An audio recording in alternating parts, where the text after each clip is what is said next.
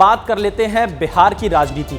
बिहार के राजनीति में यह तय हो चुका है कि नीतीश कुमार ही एनडीए के चेहरा होंगे। लेकिन एनडीए गठबंधन को लेकर जिस तरह से आरजेडी बार बार हमले बोल रहा है, उसके बाद कई तरह के सवाल खड़े हो रहे हैं। आरजेडी ये कह रहा है कि जो वादे किए गए थे एनडीए की तरफ से वो अब तक पूरे नहीं हुए हैं। इस बीच जेडीयू एमएलसी की लालू यादव से मुलाकात के बाद सियासी कयासबाजी का दौर भी शुरू हो गया है।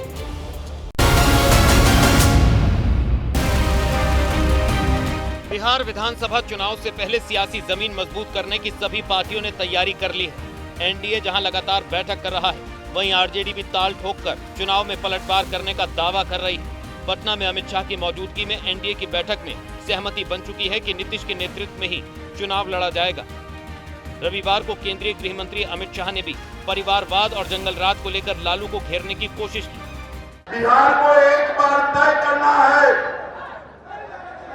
बिहार को एक बार तय करना है कि हमें लालू रबड़ी के जंगल राज की ओर जाना है या मोदी जी और नीतीश कुमार के विकास के रास्ते पर जाना।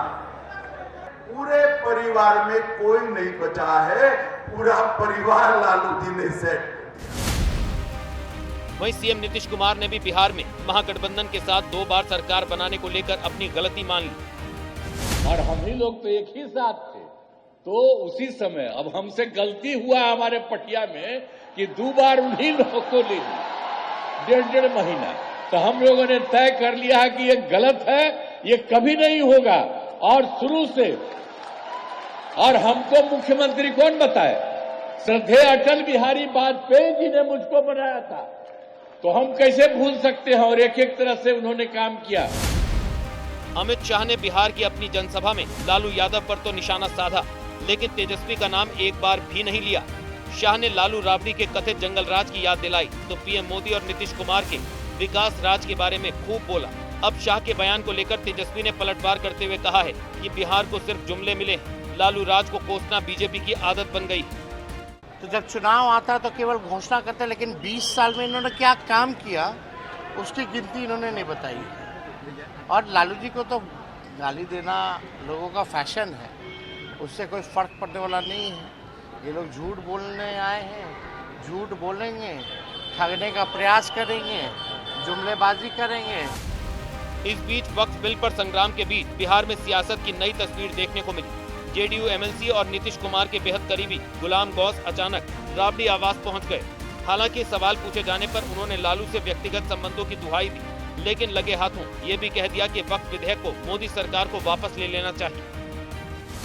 मैं अपील करूंगा माननीय प्रधानमंत्री से कि इस देश को दोबारा आंदोलन के भट्टी में नहीं झोंकने का काम करें। देश वैसे ही बहुत सारी समस्याओं से जूझ रहा है। गुलाम गौस के लालू से मुलाकात को लेकर बिहार में बयानबाजी भी तेज हो गई।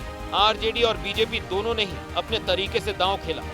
संशोधन विधेयक पर जिस तरह से जनता दल यू का रुख है, या एनडीए के अंदर जो और दल स्वयं को सेकुलर कहते हैं उनका रुख है, उससे कहीं ना कहीं उनके दलों के अंदर में जो मुस्लिम विधायक हैं, जो एमएलसी हैं, उनको बेचैनी है। दलों में जो असमंजस की स्थिति है वो स्पष्ट रूप से दिख रही है। एनडीए में दरार नहीं है, एनडीए एकजुट है। कल ही एनडीए की मीटिंग बिहार में हुई, बिहार यूनिट के एनडीए के नेताओं के साथ। एनडीए एकजुट है और एकजुट रहेगा। कोई कोशिश करेगा एनडीए टूटने वाला नहीं। बोलते रहते हैं, अपने अपनी राय रखने का हक है, लेकिन उनकी पार्टी ने तो हमें सपोर्ट ही किया है। जाहिर है बिहार में चुनाव से पहले ही नेता बयानों के जरिए माहौल बनाने की कोशिश में लगे हुए हैं।